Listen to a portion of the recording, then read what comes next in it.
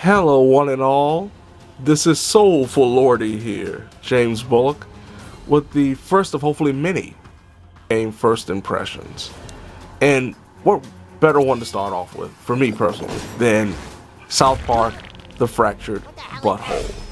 I'm a big South Park fan, have been since the end of the first season. I've been watching pretty much religiously since then when I found out about it. But the video games, however, have definitely left me wanting more until The Stick of Truth was released in 2014. One of my favorite games of 2014, and I was really looking forward to this one. And so far, in the first 3 or so hours I've been playing the game, so far, South Park: The Fractured Butthole has lived up to the precedent that was set by The Stick of Truth. Graphically, The Fractured Butthole looks just like, if not better, than an episode of South Park, which is pretty much the same thing we all said when we played The Stick of Truth. Story-wise, haven't gotten that far yet in the story. I'm pretty much in that point where I'm just exploring the town. I'm not going to spoil too much for those who haven't played it, but they fully explain as to why there's a turnover, because it follows the narrative of The Stick of Truth pretty much exactly in terms of time.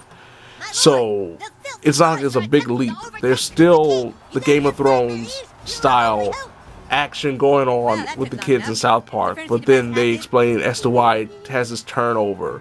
But I haven't gotten that far to see how much it changes the dynamic of the friendships between all the kids and pretty much what the villain is and all that kind of stuff. So right now I'm just kind of enjoying exploring the map, seeing a lot of the minor characters, and having those minor interactions with the characters that are going to be on your team, collectibles, money, fighting enemies.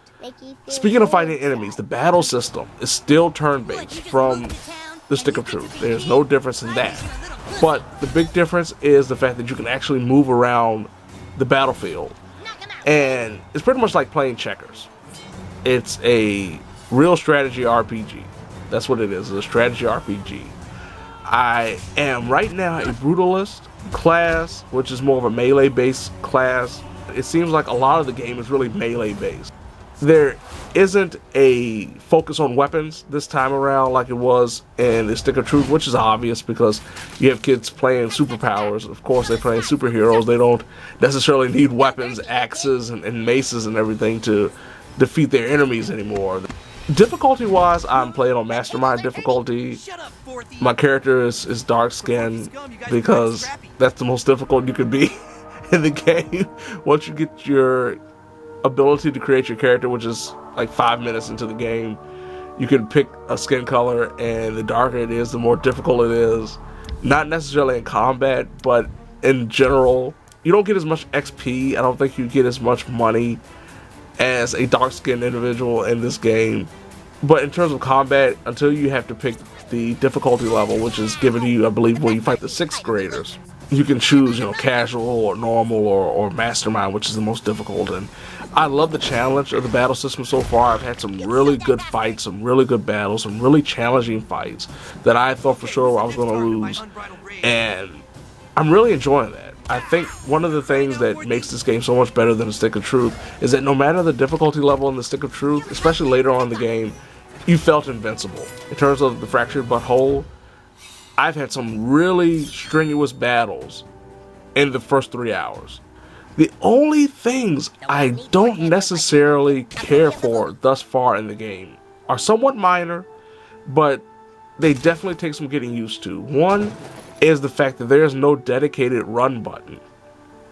For some reason, they took away the dedicated run button that was in The Stick of Truth. It was a really big help in The Stick of Truth. I do not know exactly why they took that away. Probably the least of an infraction is the text in certain areas of the menu, certain areas of the screen, being just a little bit too small. It's not Dead Rising, original Dead Rising on the Xbox 360 small, but it can be annoying at times. Beyond that, I am really enjoying The Fractured Butthole so far. It is really a great follow-up on The Stick of Truth. It has improved in a lot of areas that I've seen so far.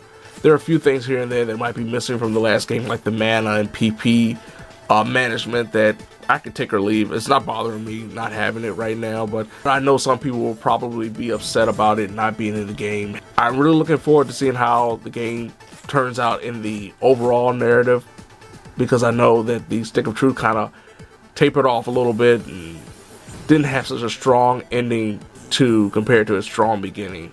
So hopefully they've learned from their mistakes on that end, and the Fractured But Whole is a continuation throughout of a very enjoyable experience. So there you have it. If there's any game that you want me to do a first impression of, be it new or old, I don't care. I don't care. I love it. I love these games. I love video games, so I don't care.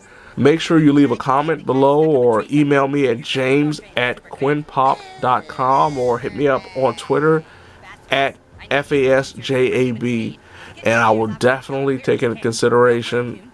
This has been Soulful Lordy, James Bullock, with a first impression of South Park, The Fractured But Whole. Oh Lordy.